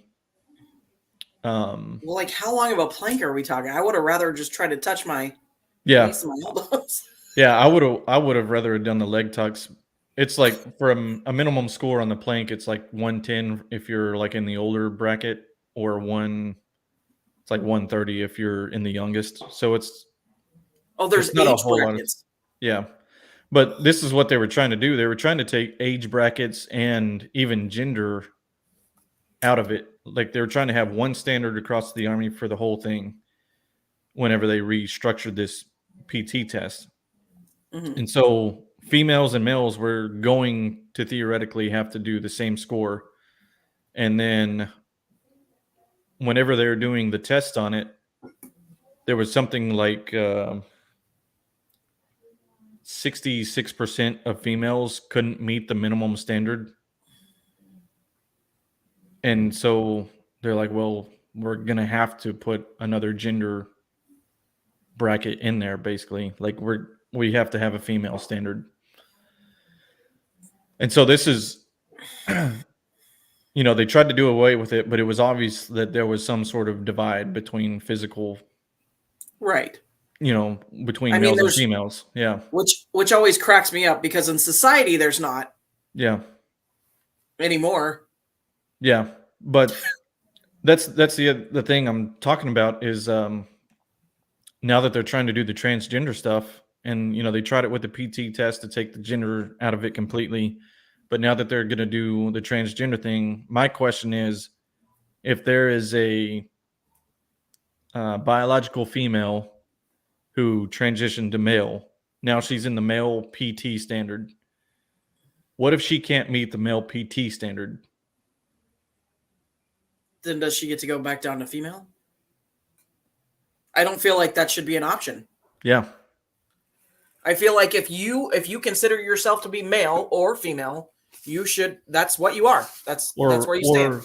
I mean, even if there's a male who's like a weaker individual who can't pass the male PT standard, what if he goes, well, to stay in the Army, I'll just say I'm a female.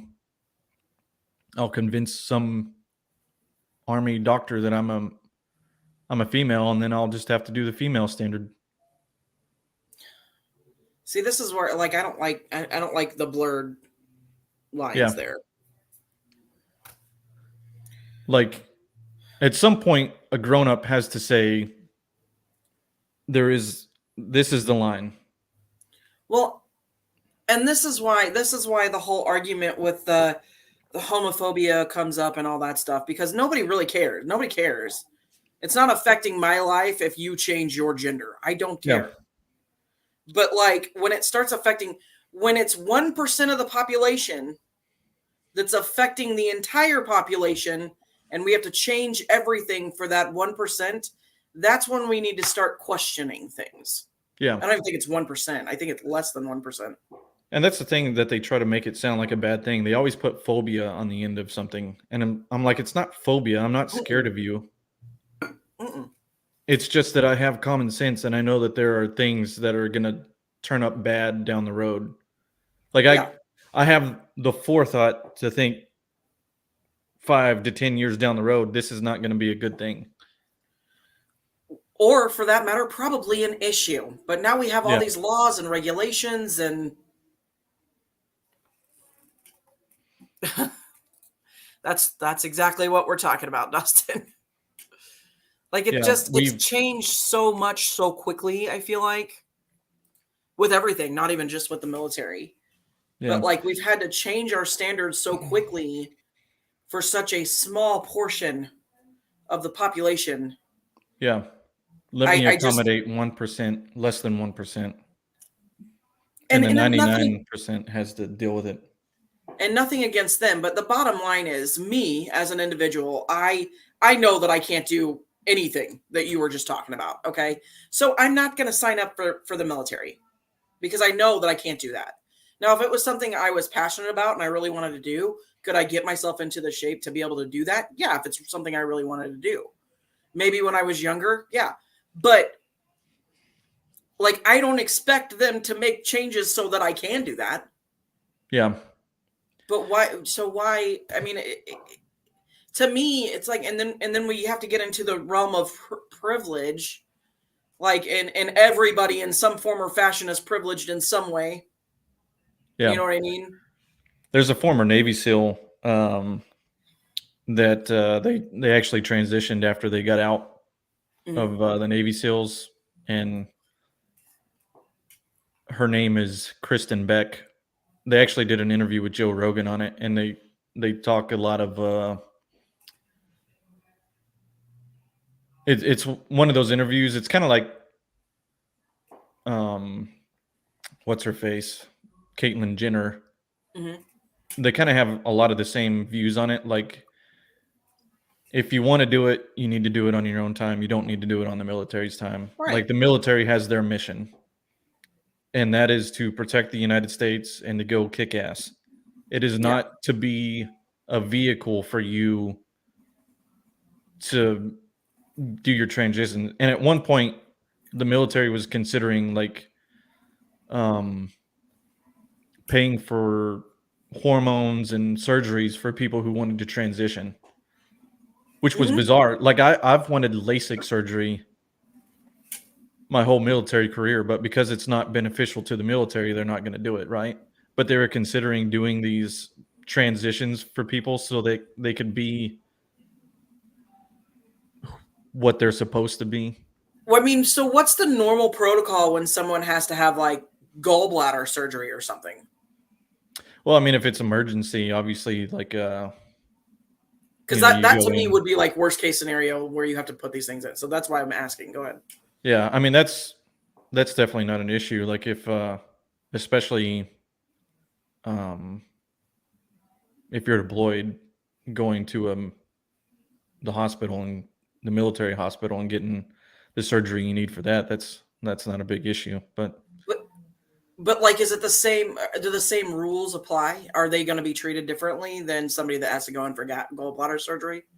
Like, is it a longer recuperation? That's what I'm saying. Like in my opinion, I get what you're saying. Yeah. I need our military to be as strong as possible. So in my opinion, I don't care if you're male or female or how you were born.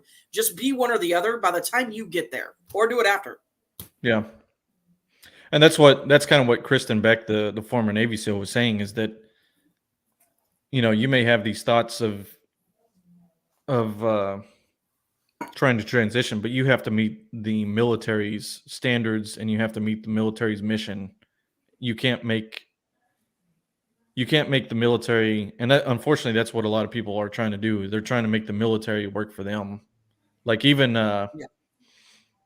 there's also a lot of female soldiers that were getting boob jobs because they were convincing the like they had self-esteem issues or something like that, and so the military, to fix their self-esteem issue, would get them boob jobs. What? Yeah. Come on. Like, I feel like that's more of a liability than it would be let's help your self-esteem. I don't care about your self-esteem. Yeah. Like, in my opinion, and unfortunately, this is just how it is. When you sign up to be a robot for the fucking government, that's what you are. That's what you do. Well, I think it's silly too that they would go to that extent to fix somebody's self-esteem. But if I went in and I talked to a medical provider for the military and said, my self-esteem is low because I have to shave, like I feel naked without my beard, they'd be like, get the fuck out of here. Yeah. You got to shave like everybody else. Well, and yeah, I mean, I get that the government owns you at that point, and it's a contract you sign, and da da da da. Same thing with the beard thing, but like, I just feel like we're going too far. I feel like these issues that we have right now that we're focusing so hard on this less than 1% of the population, like I said, is going to be null and void in a few years because it's not going to be a voting year. Yeah. To Dustin's point, like, this inclusivity Yeah. crusade that everybody's on right now. Like, no, everybody does not belong in the military. No. And that's one of the things that was disappointing to me, even whenever I came in. I came in 4 years after the Iraq invasion happened. And so we were still like, the Marine Corps was still all about getting the numbers up, like get the numbers up, get the numbers up. If, if they failed the ASVAB, we'll get them an ASVAB waiver. If they smoke some weed, we'll get them a weed waiver. Whatever we can do to get the numbers up. So whenever I went to boot camp, I came in right out of high school, like literally 4 days after I graduated. I had been running track, playing football, basketball, powerlifting. So I was in good shape. And whenever I got to boot camp, and like the mental part of boot camp was still tough, but the physical part I was kind of disappointed in, because I was like, I thought this was going to be harder.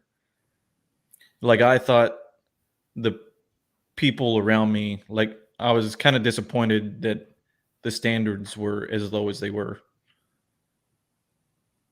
I mean, that's understandable. Yeah. Because, and that was even still whenever there was still some pretty hard standards, but. Well, and in my opinion, the standards have to be somehow lower these days. And I know that they are, because we've talked about it, and there's plenty of proof of that. But so a friend of mine, her son just got out of Marine boot camp, just graduated not even a week ago. And he didn't do anything over summer. Barely worked out, ate Taco Bell, played video games all day, went to boot camp, and we were shocked. We were hoping for the best, but and he did fine. And he said the same thing. The mental aspect of it was the worst part, and the physical sucked, but it was still pretty easy. And for me, if it's still pretty easy and you're sitting around playing video games all summer, we got issues. Yeah. I agree with Dustin. I was even in the Marine Corps, the swim portion, like that was pretty tough. Like I definitely got a whole lot better at swimming for that, but doing the and even the lower levels of Marine Corps swimming was pretty tough. Like you have to jump in the water with a full pack and weapon, and you've got your helmet on, your flak jacket, and you've got to swim a certain distance with all of that on. And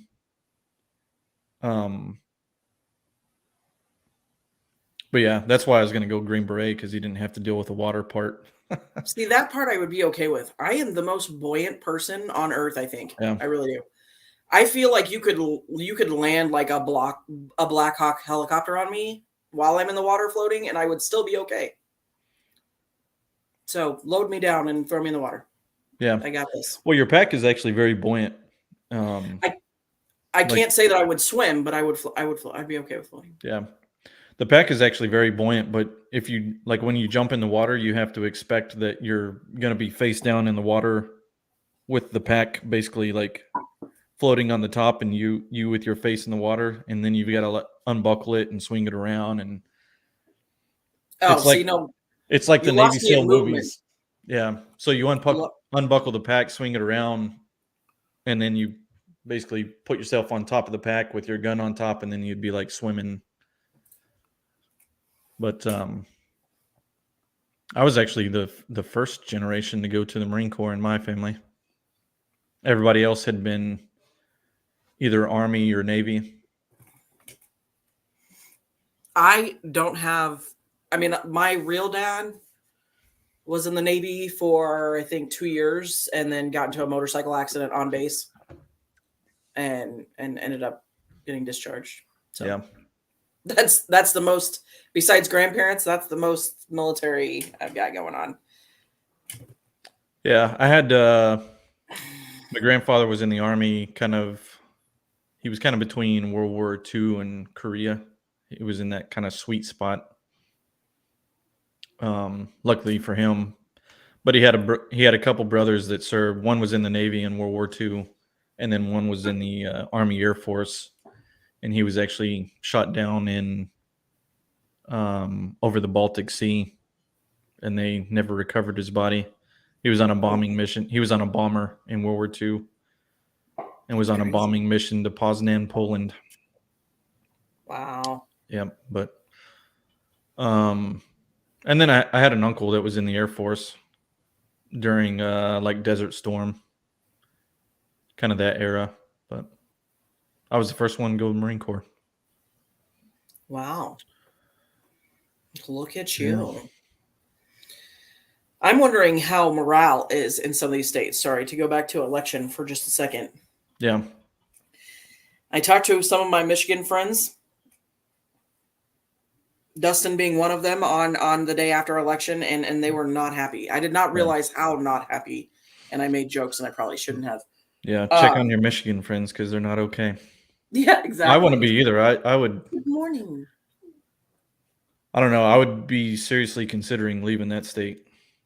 But I think they all are. And it's really sad because, and this is what I've learned about Michigan here in the last 2 years.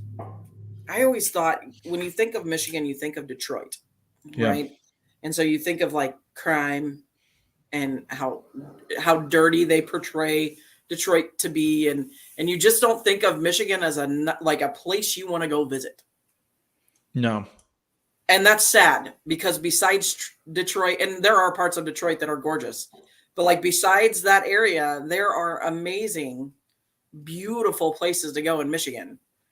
And like Dustin and all of my other friends, Kat was in here earlier, Tex and Dana are in Michigan. Like so many people are in Michigan and it's gorgeous up there and they love living in Michigan. But they can't, like, it's the politics that is killing it for them. And that's sad. That's truly sad. You can't enjoy your own state anymore, where you grew up, the place you love, because politics affects it. Sorry, what did that say? He was just saying that every Marine, and I've heard the same thing. And it's funny because a lot of people that haven't, like, coming from the Marine Corps into the Army, there's been a lot of Army people that have never worked with Marines, but the ones who have always say the same thing. Like, Marines are squared away. Like, to me, the training, unless you're in like a real high-speed unit in the Army, the training is not near as intense. Like the Marine Corps training from bottom to the top, it doesn't matter if you're have been in the Marine, like, they have a saying that every Marine is a rifleman. The training that you get in the Marine Corps is intense no matter what. Like, they don't. And, but it definitely drops off in other branches as far as the training goes, because you're not expected to be a rifleman in the Navy, you know? Right. Or the Air Force. Like, the Air Force barely touches a rifle. But yeah, that's what I've heard from almost anybody who's worked with the Marine Corps. They're like, yeah, those guys are squared away. I love Marines, but. So what's the opinion from you and Dustin, if Dustin wants to answer? What branch is the best? Well, they all serve a purpose. The political answer. Yeah. No, I'm just kidding.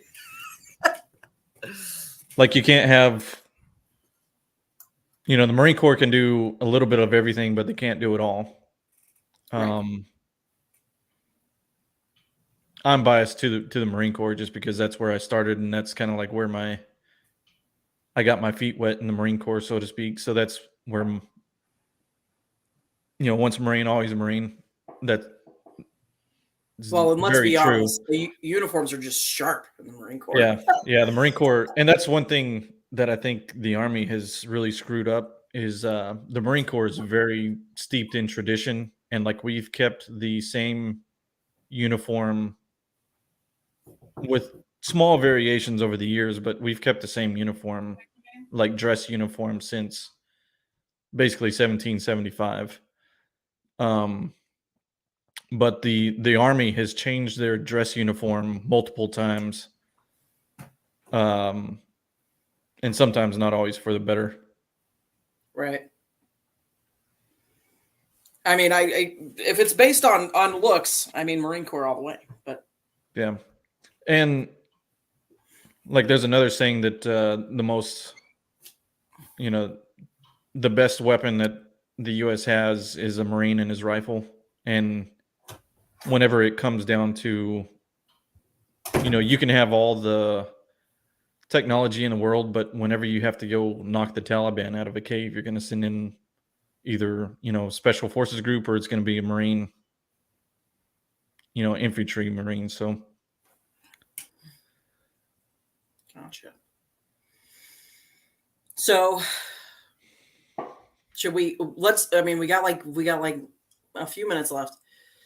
Let's close it down and come back to like what we think the outcome of some of these states are going to be that are still there's still states deciding. There's still states deciding on the 2020 election. yeah. Arizona's still not sure who won that election.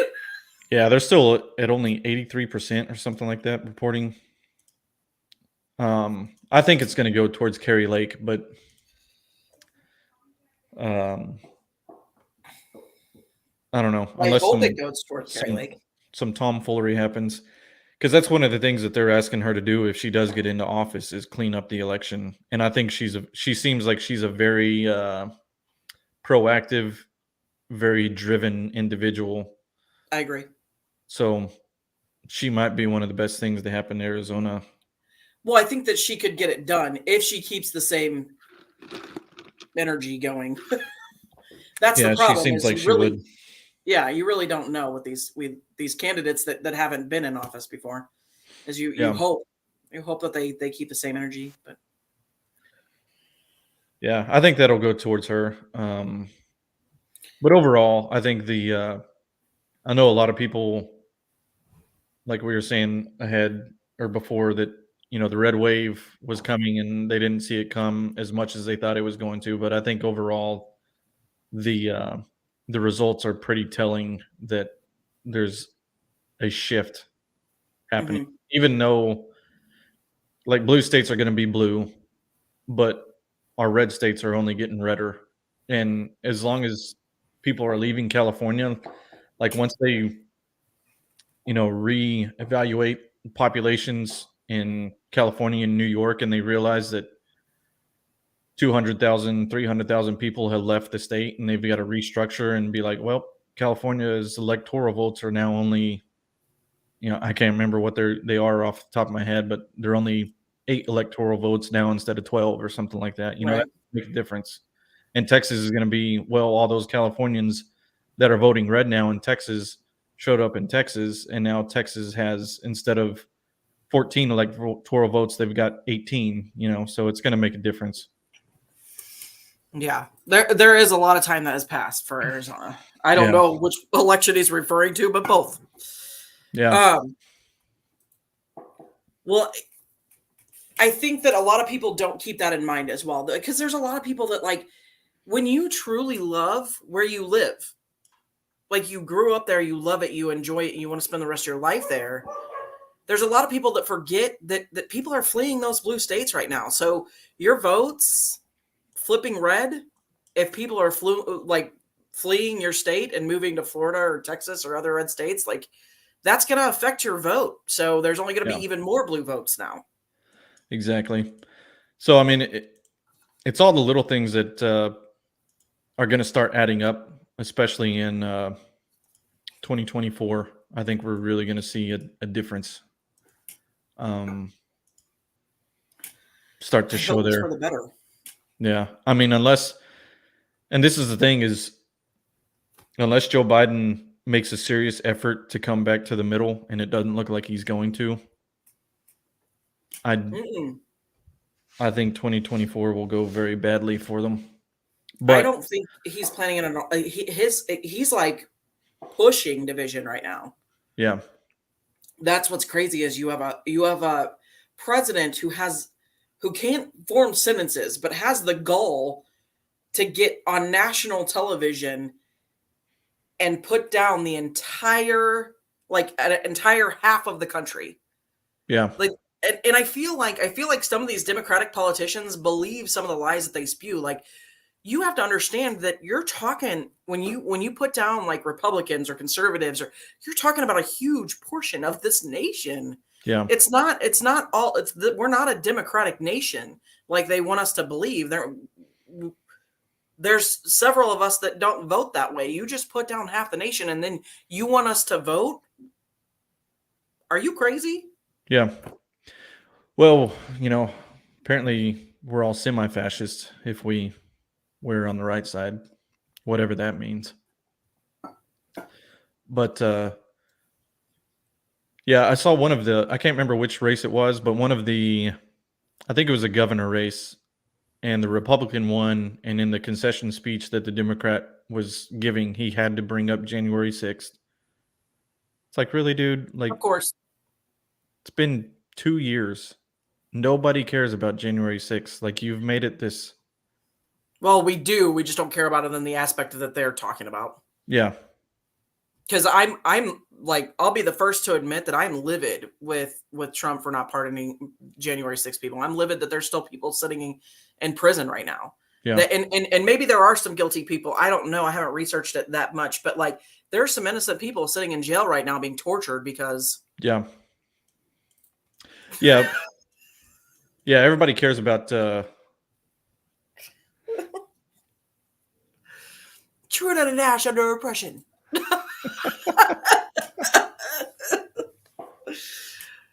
But yeah, that's all we have to say about that. Joe Biden in the chat. Oh my goodness. You can't like I pulled up so many Joe Biden gaffes. We didn't share any of them, but I mean they just play over and over again. It's ridiculous, the gaffes on that guy. We still get 2 more years of them too.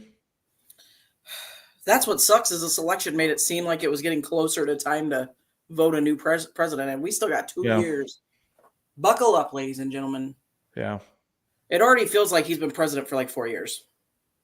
For real. He's done enough fuck up for 4 years, that's for sure. Yes. Like, I didn't think it was possible to F things up as bad as he has. And I mean, that's the one thing Obama said, right? Never underestimate Joe Biden's ability to fuck shit up. Yeah. I still can't believe he said that out loud, but yeah. Yeah. Yeah. But that's the one thing Obama said that was right. Yeah. And that's what sucks is you really don't know who's pushing this. We assume that it's Biden, or you assume that it's Obama pushing Biden to make the decision that he's making. But to be real honest with you, this is Obama's 3rd term. Yeah. But to be real honest with you, there's not a whole lot of anything that Obama or Biden can do without like the House, the Senate, and then we still have state elections, which is, in my opinion, the most important, your state and local. So I don't know. Hopefully we can get Joe Biden out of there in 2 more years. Good grief. Yeah. The main point is vote Republican. Vote vote locally. Wake up. Get involved. David. Stop listening to the media. They don't know what they're talking about. Educate yourselves. Watch podcasts. Yeah. Mainly ours. Just kidding. Yeah, definitely ours. The thing is, watch several different things. Like, I click on news stories all the time that are written by, Time or one of these left-leaning things. And I can tell by the headline I'm going to disagree with it, but I'll read it at least just to see what they're saying. Those are my favorite conversations with you sometimes. Yeah. You're like, you're not going to believe this, but then look how it contradicts itself. Yeah. Yeah. I mean, they always have it in the headline, and then you read down further. Like if you scroll to the bottom of the story, it contradicts what the headline says almost every time. Or the headline is a way bigger issue than like what actually is going on. Yeah.